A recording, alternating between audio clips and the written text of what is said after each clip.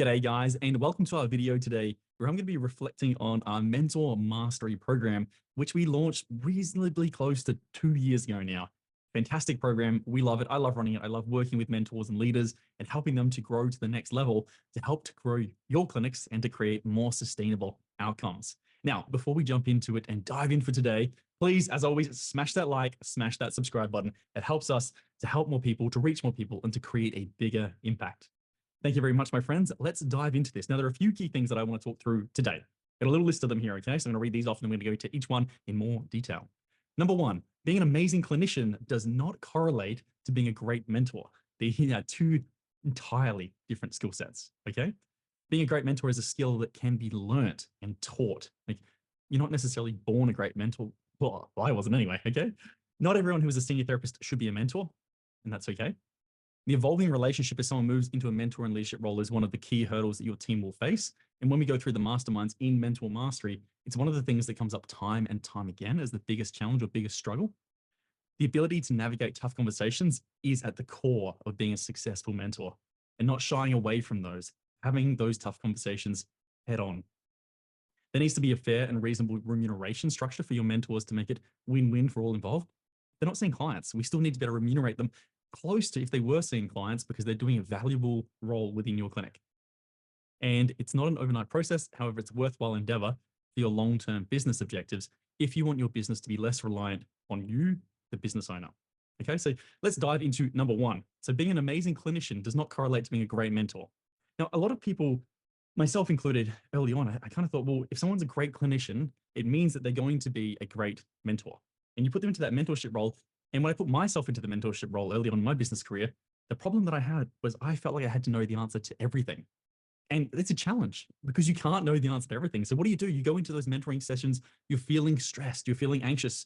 And when someone asks you a question, you feel like, oh, well, if I don't know this, am I not a good mentor, right? Should someone else be doing it? And then you start to have imposter syndrome and you can really spiral. I really spiraled for a little bit going, is this even for me? You know, who am I to be helping these people? Some of these physios I'm working with, they're way better than me. They're much more knowledgeable than me. And so it's understanding that being an amazing clinician doesn't necessarily mean you're going to be a great mentor, because being a great mentor means getting the most out of the person in front of you and challenging them to learn and teaching them the skill of learning and critical reasoning and critical thinking. It's not necessarily just giving them all the answers.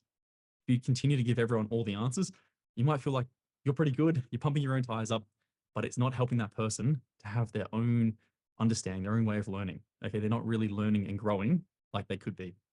So that's number one. Now, number two, being a mentor is a skill set that can be learned. A lot of business owners say, well, no one in my team is a really good mentor, and I'm not a very good mentor. So what do I do here? We have to understand what makes a good mentor. Okay, and one of the key things, we just touched on it, is not necessarily just giving all the answers. You may have the answer, but it doesn't always help someone to just give it to them straight away. How can we challenge them to learn and think through that process and come up with the answer for themselves? And a lot of the time, people do have the answers. They do have those answers, but they maybe just feel like, oh, it's not the right thing, or they're not pushing themselves to learn and to critically think.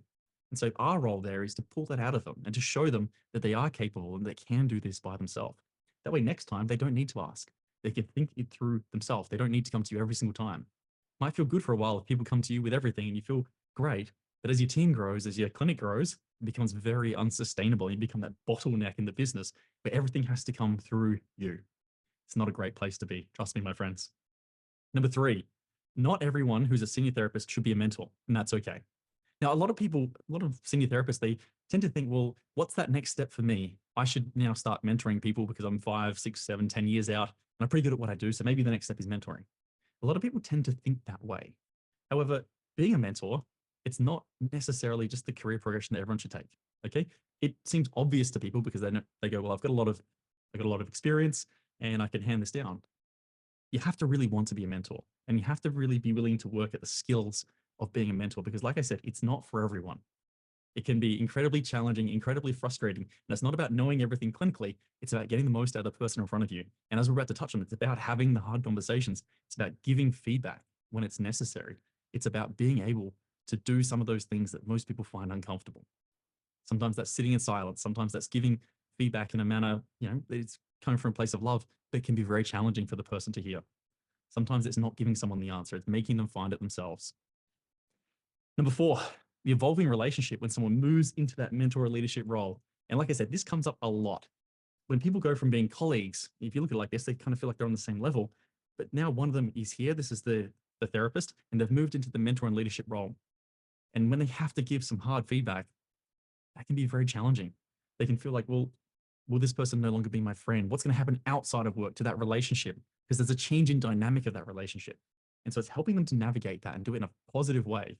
Because you can look at it from the perspective of, if I'm giving someone tough feedback, sorry, they may not like me for it. They may think, what is this person doing? Why are they giving me this negative feedback? Why are they being so critical? They flip it and think, how can we give this feedback in a way that's meaningful to this person so that they can learn and grow? Because if we don't give them this feedback, we're not doing the right thing by them. They're not going to learn. They're not going to grow. And eventually, if someone needs to be given critical feedback and they're not given it over a long period of time, what happens?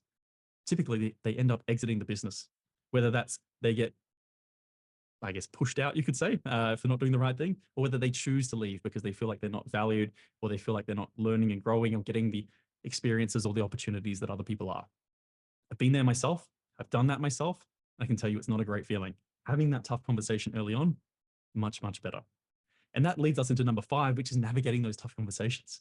It's not something you learn as a clinician, is to navigate really tough conversations. And some of them can be really tough. And so what do? We put them off. We dance around it. We give them 10% or 20% of the feedback. We don't give them what they really need to hear. We don't give it to them straight. And as health professionals, we care so much. We're so empathetic that we don't necessarily want to hurt someone's feelings.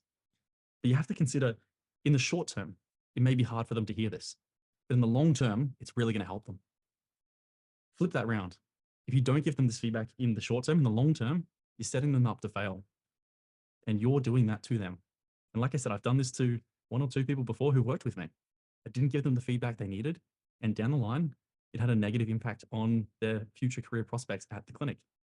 Okay, so many of us have made this mistake before, but it's about not making it and teaching your team, your mentors, your leaders, how to have those tough conversations.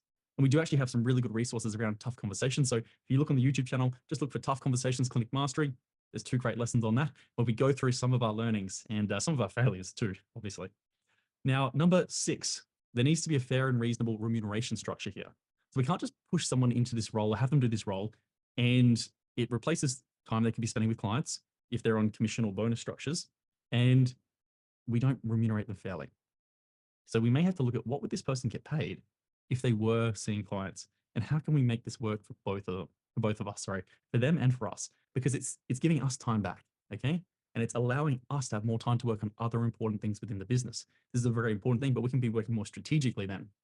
It takes that off of our shoulders. So what would you pay someone to take that off of your shoulders? There's no right or wrong here. There's no perfect answer, but I get you to consider that.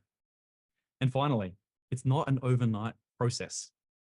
However, if you want to create a business that is less reliant on you or not reliant on you and allows you the freedom to have time with your family, have time at home, have time to travel, whatever it may be, to be able to sell that business one day as a saleable asset, you need to remove yourself or have the ability to remove yourself from those day-to-day operations. Because the less involved you are in those, the more freedom you're going to create. Now, all you're creating is a choice. It doesn't mean you don't do these. You create the choice. Whether you want to do it, you can do it. But also, if you don't want to do it, you have someone else there or some other people who can do that for you. And it's not an overnight process. I'd say on average, it probably takes 9 to 12 months to really train someone into that position. You may remember when you first went through that, how challenging it was, or you may still be going through that. It's not easy.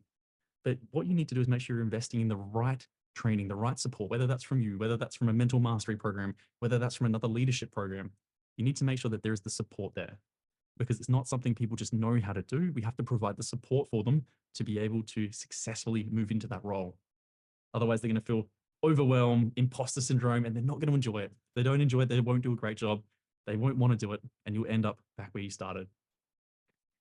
All right, my friends, that is, or those are my reflections on our mental mastery program 2 years in, what we've learned, and yeah, just key thoughts around that. I'd love to know what you think in the comments below, and I will see you in the next video, my friends. Bye for now.